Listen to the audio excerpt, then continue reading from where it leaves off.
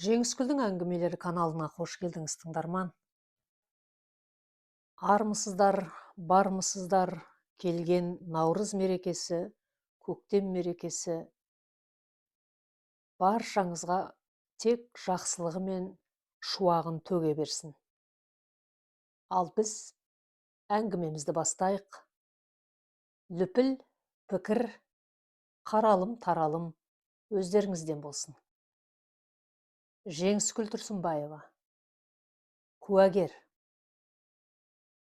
Бірінші бөлім. Жұмыстан шығып көлік тұрағына кетіп бара жатсам, «Жолдас Ізбасаров» деген әйел дауысына бұрылдым. 60-қа таяп қалған көзі мұңды әйел адам жақындады. «Сәлеметсіз бе?» деді жақындап келіп. «Сәлеметсіз ба?» дедім. Бұл кім деген оймен әйелге мұқият қарап. Әйел басын изеп, көзін көзімнен алмай, «Ерлансыз ба?» деді. «Я, Ерлан болам», дедім мен де ойлана қарап. «Сізбен сөйлессем бола ма?» «Айтыңыз, тыңдап тұрмын». «Ерлан, маған сіздің көмегіңіз керек», деді көзі жасаурап. «Не боп қалды?» «Ұлым жоғалып кетті».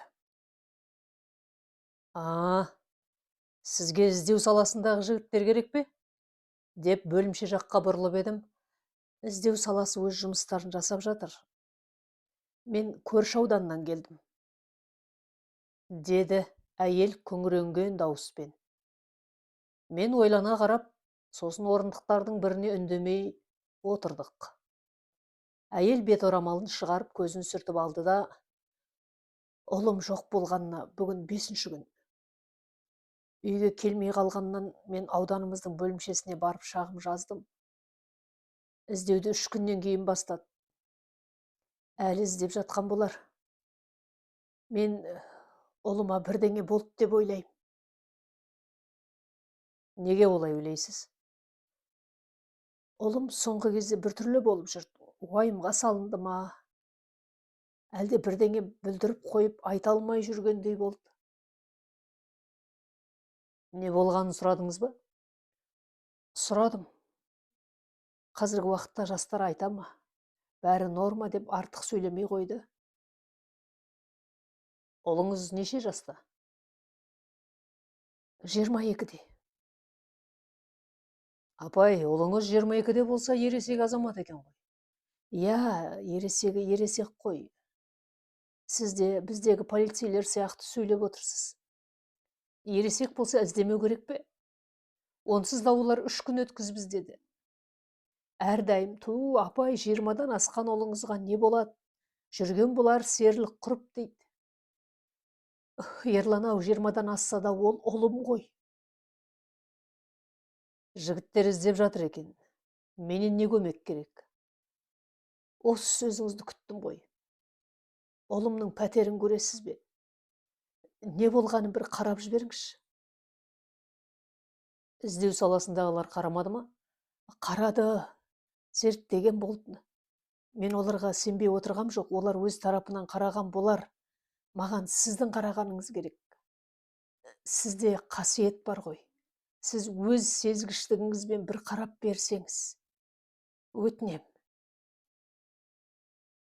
«Қалай болар екен? Жігіттер ренжиді ғой. Мен басқалар атқарып жатқан іске кіріспеуші едім. Іздеу саласына тіпті араласуға құқығым жоқ. Сіз болсаңыз басқа ауданнансыз. Араласуым орынсыз болады». «Ерлан, сіз тек пәтерді мұқият қарап берсеңіз болды. Арғы жағын сосын көре жатармыз». «Мүмкін ұлыңыз келіп те қалған болар». «Солай болсын деп тілеудеміз». «Жақсы, пәтерін көріп шығайын, бірақ алдымен сіздердегі жігіттерге жолығайық. Кімдер не істеп жүр екен, хабардар болайын. Сіз менімен бірге болыңыз». Олар дәл қазір біз барғанда үйлеріне тарап кетеді ғой. Сіз бүгін пәтерді көріп, ертең оларға жолықсаңыз болмай ма? Уақыт. Иә, уақыт өтіп барады ғой, ойыңыз дұрыс. Онда былай істейік. Былай жасайын. Қазір. Деп телефоныма қарадым. Көрші ауданнан таныстардан кім бар еді деп қарап тұрып, 2 опер жігіттің номерін таптым. Дереу хабарласып кездесуге өтініш білдіріп едім, келісті. Әйелді ертіп опер жігітпен кездесуге бардым. Мән жайды түсіндіріп, әйелдің өтініп ертіп келгенін айттым. Ереке, сіздей адамды басына іс түссе, кімде болса іздейді. Шалабаеваның сізге барғанына таң қалмаймын. Шалабаев, Қанабекті іздеп жатырмыз. Біздің тергеушіміз Темірбек ағаны білетін боларсыз, ол кісі де өз ісінің шебері ғой. Дулатов қой. Иә, Дулатов Темірбек. Танимын. Бізге үлгі болған адам ғой. Телефон номерін бересің бе? Берейін, деп қалтасынан телефонын шығарып тездетіп номерін айтты. Дулатовқа бірден қоңырау шалдым.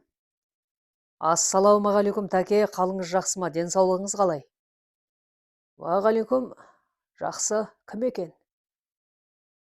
Тәке, мен көрші ауданнан ізбасар Ерлан болам. О, Ереке, тыныштық па? Тыныштық, тәке, тыныштық. Жолықсам деп едім. Мен қазір мейрамханаға барам, сол жерде кездесейік. Мына мекенжай, деп айтып берді. Опер жігітке қарап, тәке рұқсат берсе, пәтерді бірге көрейік, сосын мен өз шаруаммен кетем, дедім. Жақсы, деп ол қол алысты. Әйелді ертіп мейрамхана алдына келдік. Көлігімді мейрамхана алдына жақын қойып сыртқа шықтым. Дулатов та енді келген екен, көліктен ойлы көзбен қарап шықты. Мен әйелді көлігіме отырғызып, өзім келген едім. Қол беріп амандасып алған соң, Дулатов қабағын сәл түйген бойда денесін тік ұстап, ізбасар, ауданыңда сен атқаратын шаруа қалмады ма? Деп, менің көлігімді көзімен көрсетті. Тергеуші десе тергеуші, көлігінен түспей жатып, менің көлігімнің алдыңғы орнында отырған Шалабаеваны танып, неге келгенімді түсінген екен. Мықтысыз, тәке, өмір бойы сіздің қырағылығыңызға тәнті болып келем. Қой, Ереке, менен аттап мына ел саған барғанына қарағанда, сен менен мықты болған көрінесің. Олай демеңіз. Әйел келсе шарасыздықтан, күйеліктеніп келді ғой. Ел құлағы елу деген біреулер кеңес берген шығар. Жарайды, ақталма. Шыны керек, мен Шалабаевты іздеуге құлшынбаған едім. Жас жігіт серлік құрып жүрген шығар деп ойлағам. Сонда да опер жігіттерге тапсырдым да өзім бас сұқпағанмын. Не дейді анасы? Көмек сұрап келген, мен келіспедім, сосын ең құрығанда пәтерін қараш, көзіңе бірдеңе түсер деп бой бермей қойды. Шалабаевтар танысың бе еді? Жоқ, тәке, жоқ, осы кеште таныстым. Түсінікті. Ол жігіттің пәтерін біздікілер қарап еді ғой. Иә, қарапты. Қарағанын анасы айтып отыр. Мен сол пәтерге көз салайын да, анасының көңілін басып өз жөніме кетейін. Біздің ауданға мен үшін іздеп келген соң көңілін қалдырғым келмеді. Сол үшін сізге жолығып тұрмын, дедім. Ереке жақсы, пәтерді қарап шық. Ол жігіттің аман сау бір жерде жүргеніне сенімдімін. Аман болсын. Рұқсат бергеніңізге рахмет. Іске сәт. Қол алысып қоштастықта асығыс жігіттің пәтеріне бардық. Пәтер аудан орталығындағы көп қабатты үйдің 3-ші қабатында екен. Пәтер алдында мен хабарласқан опер жігіт, қасында тағы бір полицей қызметкері бар, күтіп тұр екен. Әйел пәтер есігін өз кілтімен ашты. 2 бөлмелі пәтер. Сондық таза деп айта алмайым, бойдағы жігіттің тірлігі. Шашылған киім, ретсіз жатқан заттар, жуылмаған ыдыс. Біраз уақыт сүртілмеген шаң көрініп тұр. Әйелге қарап, пәтер олыңыздікі ме? Дедім. Пәтер Менің әпкемнің пәтері. Ол кісінің балалары жоқ, тұрмысқа шықпаған.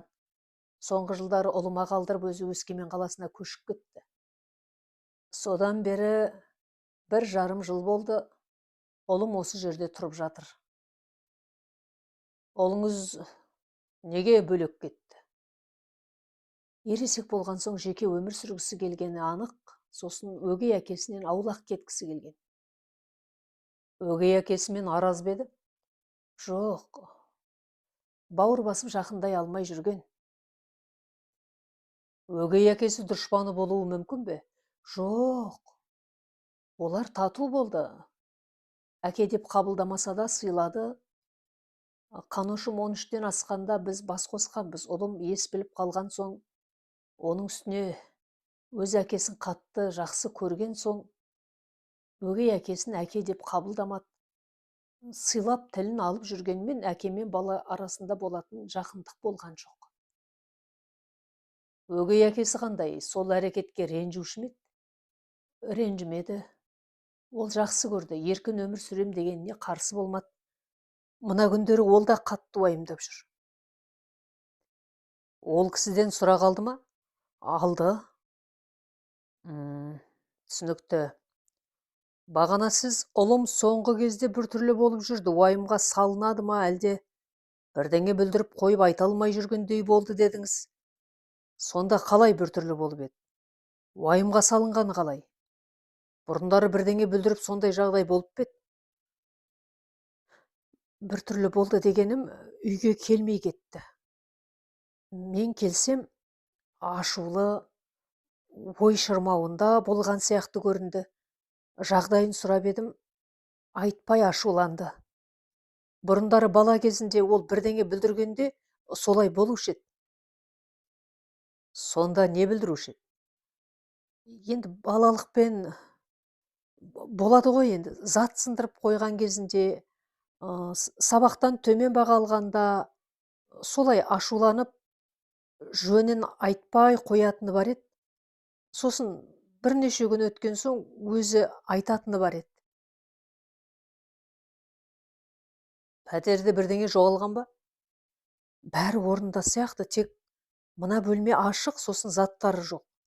Балам бұл бөлмені жұмыс орны ретінде қолданып, әрдайым кілтпен жауып қоятын, деп жатын бөлмеге жақындады. Бөлмеге кірдік. Бұл бөлме фотоаппараттан суреттерді шығаратын бөлме екен. Терезе қараңғы етіп жабылған, бөлме 2-ге бөлінген.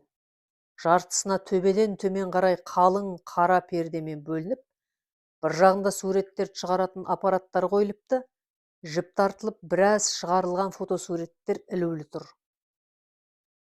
Бұл жерде не жоқ?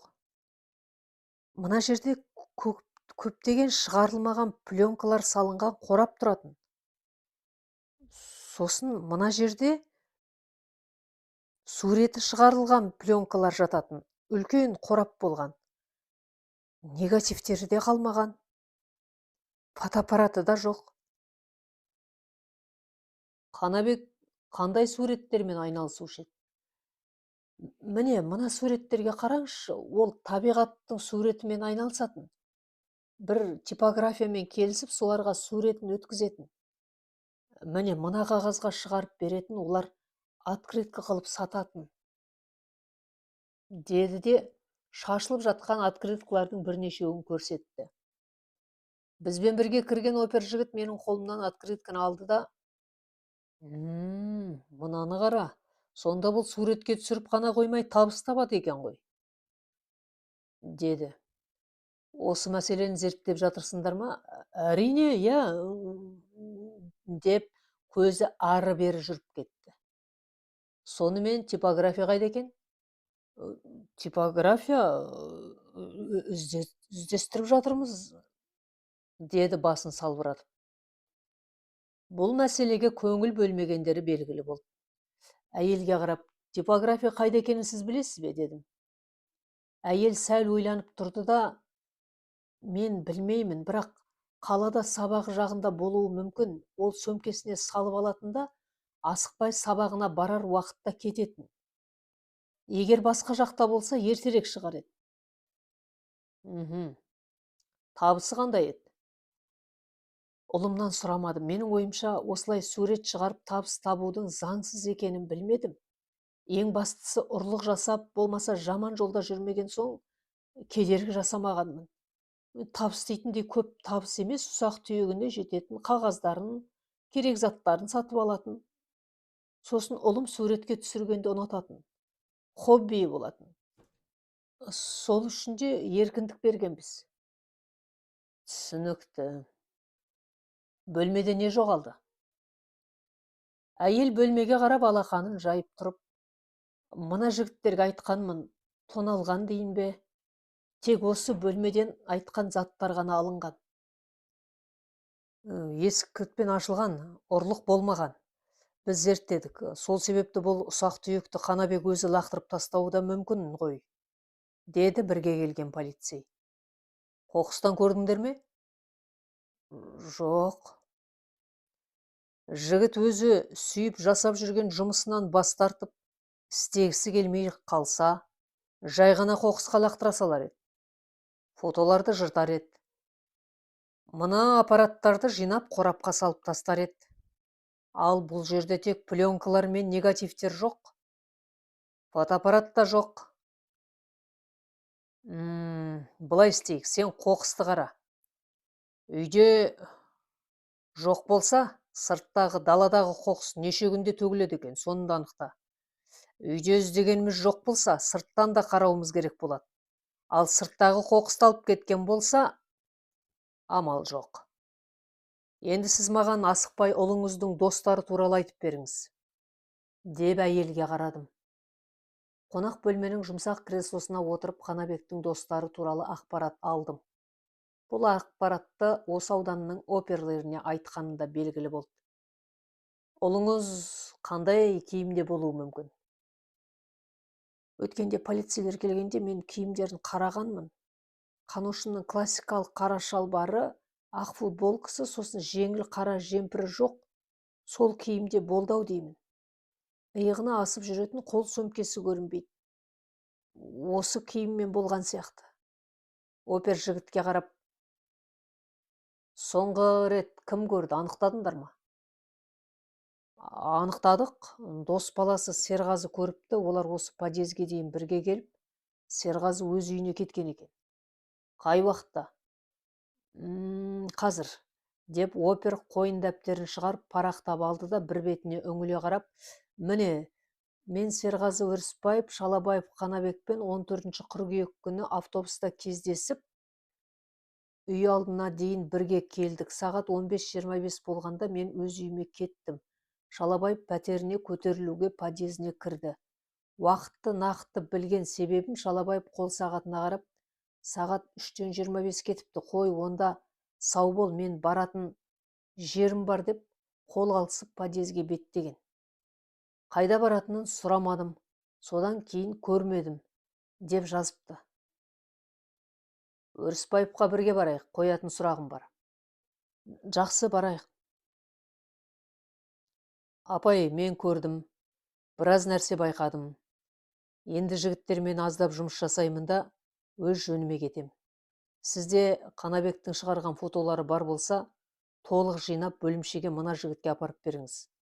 Ал сен қоқыстарды қарауды баста, деп сыртқа беттедім. Полицей жігіт тез барып үйдегі қоқыс шелегін қарады да, қоқыс шелегі бос қой дегенді тез айтты. Мен есік көзіне жақындап қалғанмын. Полицей жігіт дәретханаға да кіріп қарап, тап-таза шығарып тастапты, деді. Мен даланы көзіммен көрсеттім. Полицей жігіт ашу қысып қызара сыртқа асығып шығып кетті. Опер жігіт, әйел үшеуміз сыртқа шыққанда полицей жігіт қоқыс төгетін жерге жақындап жан-жағына қарап тұрып қалды. Мен іштей, алдымен қоқыс неше күнде төгілетінін неге тұрғындардан сұрап алмайды, деп ойладым да көлеңкеде орындықта отырған әжей мен жас бала сүйреткен келіншекке жақындап, бұл үйдің қоқысын неше күнде алып кетеді, дедім қоқыс жақты көрсетіп. Жас әйел ойланып қалды. Әжей тез жауап берді. Аптасына бір рет, жұма күні алып кетеді. Бүгін сейсенбі, деді. Рахмет, деп әжеге тез айттым да әйелге қарап, Қаныбек қай күннен бері жоқ? Сәрсенбі күні 14-нен бері хабарсыз. Мен 15 күні шағым жаздым. Олар іздеуді 19-ы бастады, деп тез жауап берді. Полиция жігіт қоқыс салатын үлкен жәшікке жақындап, ішіне қарағанда мен ысқырып қол бұлғадым. Жігіт қуана бізге қарай жүгіріп келді. Жұма күні қоқысты алып кеткен. Шалабаев сәрсенбіден бері жоқ. Ол қоқысқа лақтырса да, ол заттар басқа жерде, деп көлікке беттедім. Әйел ойлы көзбен маған қарап тұрды да, Ерлан, осылай ұлым жоқ болып кете бере ме? Мына жігіттер қалай жұмыс жасап жатқанын көріп тұрсыз. Ең құрғанда жол көрсетіп жіберіңізші, деді, көздері жасқа толып. Жігіттерге жол көрсеттім, олар іздейтін болады. Мен Өрісбаевқа жолығамын, жігіттер шаруаларын жасап жатыр екен, деп едім. Сізге не көрініп тұр? Жоғалып кеткен адам ғой, түйме емес. Менің ұлым жоғалды. Ұлым ешкімге зияны жоқ, адал. Ол жоқ. Ұлым жоқ болып кетті. Мыналарға мен бөлмені көрсетіп, осы заттар жоқ деген кезде зер салмаған. Сіз айтты екен деп қоқыстарды тексереді деп тұрсыз ба? Жоқ, бұлар тексермейді де. Қоқыс жаққа бармайды да. Ерлан, бүгін 5-ші күн. Ұлым өлі ме, тірі ме белгісіз. Сізден өтініп сұраймын. Пәтерге көтеріліп, бар суреттерге қарап зерттесеңіз. Мен үйден қанша открыткалар бар, осы жерге әкеліп берейін. Ерлан, осы кешті ұлыма арнаңызшы. Әр сағат қауіпті емес пе?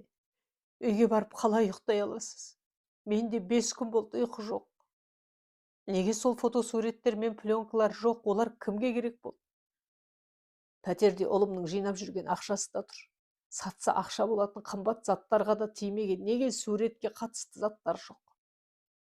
Дос дейтін достарына мен күн түн демей осы күндер барып сұрақ қойып жауаптарын естідім. Өрісбаев сағат 3-терде кездескенін, сосын 3:25-те қоштасқаннан басқа ештеңе айтпайды. Балам ешкімге қарыз емес, қарызға да бермеген, араздаспаған. Жүрген қызы жоқ. Бәрі тек жақсы жағынан сөз қылады. Ерлан, бар үмітім сізде. Ұлым серлік құрып селтеңдеп жүретін жан емес. Мәселе фотосуреттерде болса, сіз көңіл бөліңізші. Жалынам, деп қолымнан ұстай тізерлеп отыра қалды. Ыңғайсыздана әйелді әрең тұрғызып, тұрыңыз, бұныңыз не? Жарайды, мен пәтерге кіріп қайта қарап фотосуреттерді анықтайын. Сіз үйден бар открыткаларды алып келіңіз, деп әйелді тұрғыздым. Опер жігіт пен полицей жігіт қарап қалыпты. Опер жігітке қарап, Өрісбаевты маған әкеле аласың ба? Дедім. Ол сағатына бір қарап алды да, қазір алып келейін, жақын жерде тұрады, деді. Әйелге қарап, жүріңіз, мені пәтерге кіргізіңіз, деп пәтерге қайта көтерілдім. Опер жігіт пен полицей жігіт өз шаруаларымен кетті. Әйел мені пәтерге кіргізді де тездетіп кетіп қалды. Бұл жолы мен пәтерге Ерлан емес, Қанабек болып кірдім. Ойша оның әрекеттерін суреттедім. Ол Өрісбаев Серғазымен қоштасып асығыс пәтерге кірді. Сосын тездетіп жұмыс бөлмесіне барып, фотоларды, негатив пленкаларды жинап сөмкеге салды. Тез шығып кетті. Неге? Не үшін сол заттарды алды? Ол фотограф қой, қандай да бір сурет кадры керек болса, дәл соны ғана алмай ма? Ол болса асығыс бөлмеге бәрін төгіп шашып жинаған. Сосын Қанабек Серғазымен сағат 15:25-те қоштасқан. Кеш батқанға дейін біраз уақыт бар. Анасы кешкі 6-дан бастап күнделікті соғатын қоңырауын күткен. Қанабек кейде 6-дан кете, кейде 7, әрі кетсе 9-да хабарласып аман сау екенін айтып отырған екен. Анасы 9-ға дейін хабарласпаған соң өзі қоңырау шалған. Қанабек жауап бермеген соң күйеуін ертіп келген. Алдымен есік қоңырауын басқан, сосын өз кілтімен ашып пәтерге кірген. Ұлының жоғын көріп бірден учаскелік полицияға барған. Олар іздеуді бірден бастамаған соң ертесі бөлімшеге барған. 3 күн уақыт өтіп кетті. Қанабек аман болса екен. Фотосуреттер, пленкалар. Қанабектің жұмыс бөлмесіне кіріп қалған фотосуреттерді алып, жарық бөлмеге отырып мұқият қарадым. Суреттер кәсіби түрде жақсы түсірілген, жапырақтағы тамшы, гүлдегі тамшы, батып бара жатқан күн, шығып келе жатқан күн, ағаш арасынан сығалаған күн сәулесі, әдемі бір тал гүл, ұшып бара жатқан көбелек, гүлге қонған ара, ағып жатқан бұлақ, көзге түрлі көріністер, түсіп келе жатқан жапырақ, қызара сарғайған ағаш, бір сөзбен айтқанда табиғат сұлулығы. Жеке дара адам суреті жоқ. Түрлі құстар, түрлі гүлдер, кемпірқосақ, жаңбыр тамшылары сияқты суреттер.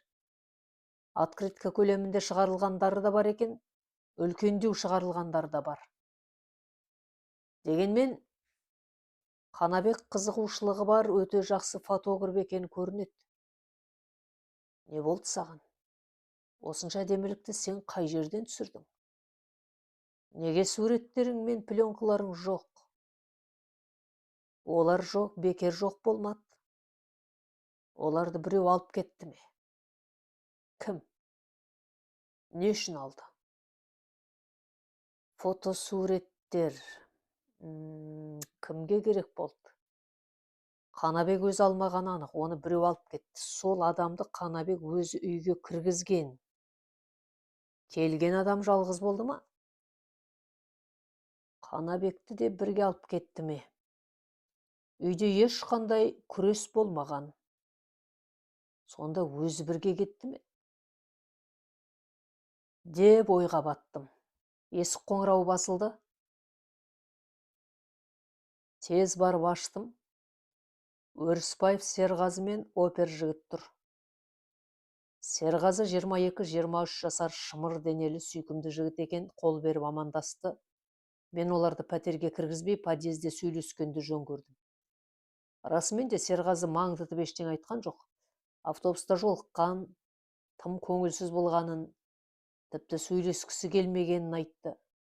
Серғазы өз жаңалығымен бөлісіп, сөзге тартқан екен. Қанабек: мен асығыс едім, бір шаруам бар, баратын жерім бар деп қолын созған соң, амалы жоқ, қоштасыпты. Серғазы, сіз ойланып көріңізші, мүмкін Қанабек сөз арасында қайда баратынын айтқан болар, дедім. Серғазы басын шайқап: ол мүлдем сөйлеспеді. Менің әңгімеме басын изеп, өз ойымен болды. Соңында кетерде солай қоштасты да, тез подъезіне кіріп кетті, деді қолдары ербеңдеп. Сізге көп рахмет. Уақытыңызды бөліп келгеніңізге рахмет, дедім қолын алып. Оғаш жоқ. Қанабек аман сау табылса болды, деді Серғазы. Іздеп жатырмыз. Табылады, дедім. Серғазы басын изеп келісті. Сау болыңыз.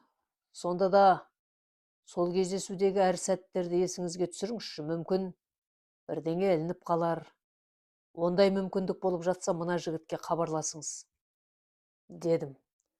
Опер жігіт мені түсініп, өз телефон номері жазылған қағазды Серғазыға берді. Жақсы, есіме түссе хабарласам, деп баспалдақпен төмен түсіп кетті. Пәтерге қайта кіріп: Қанабек, сен қайдасың? Саған не болуы мүмкін? Дедім. Бірінші бөлімнің соңы, жалғасы бар. Авторы Жеңіскүл Тұрсынбаева. Оқыған Нұрлыгүл Өтемісқызы.